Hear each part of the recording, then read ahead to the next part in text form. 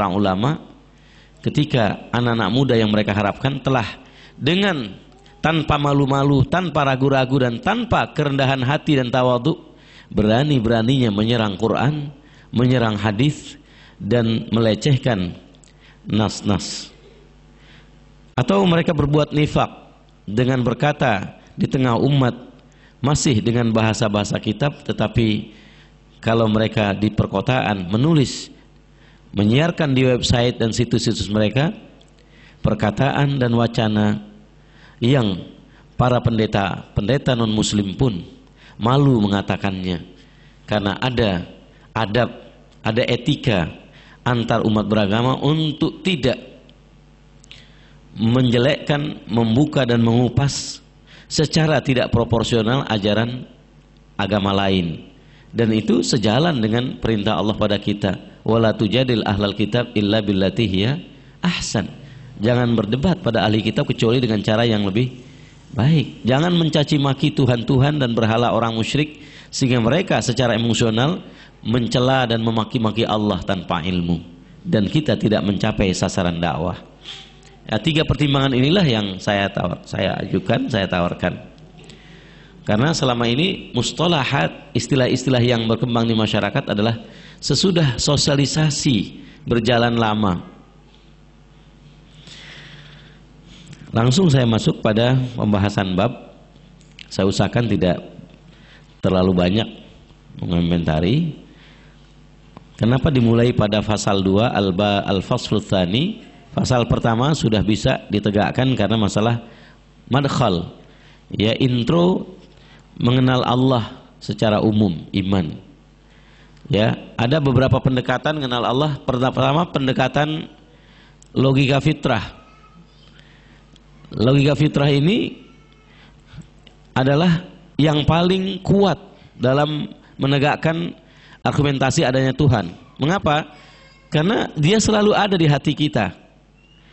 Saya ingatkan ketika para mahasiswa yang mulai kena ajaran-ajaran Marxisme di toko buku kita banyak sudah ada buku-buku tentang ajaran Lenin, ajaran apalagi Karl Marx, cuma Stalin enggak, ajaran ateis,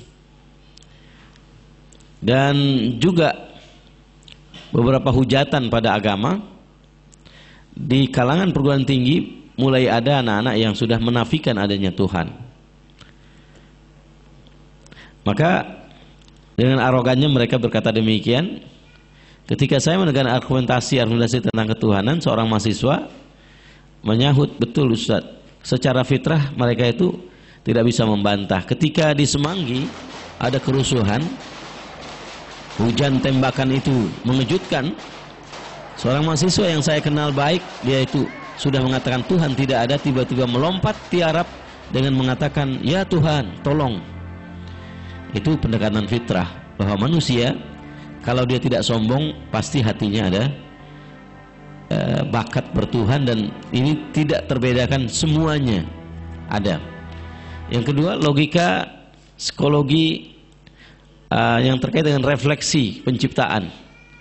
Kalau ada orang melihat kreasi, lukisan, ukiran indah, yang paling dulu pertama dia tanya adalah siapa yang membuatnya.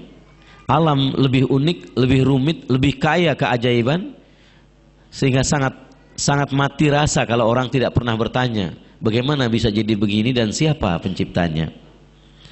Kira-kira intro awal demikian. Kita masuk al-faslu tsani, fasal kedua.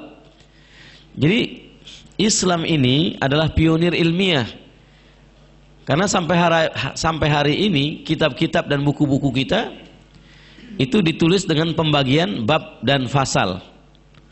Dan itu bahasa Arab. Bab itu pintu, fasal itu ruangan. Fasal itu kelas, ruang dipisahkan oleh bab. Pintu masuknya pintu-pintu. Nah itu. Saya katakan mungkin kita tergoda oleh hayalan-hayalan, balik lagi. Hari ini kita tidak bicara soal balik lagi pengertian, karena kalau tidak kita itu memulai pelajaran tentang tasawur, pengertian akidah, gambaran